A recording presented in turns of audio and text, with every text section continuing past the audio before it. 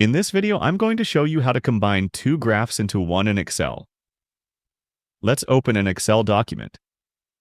Suppose you need to merge these two graphs into one.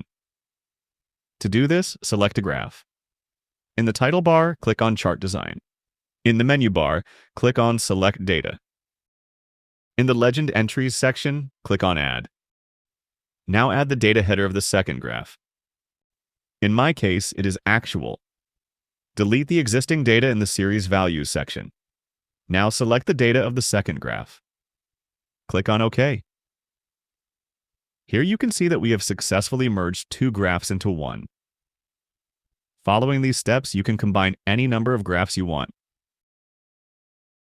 Feel free to reach out if you encounter any issues during the process. If this video helps you out, please leave a like and subscribe. Comment below if you have any questions. If you need further assistance, consider hiring a professional using the link in this video below.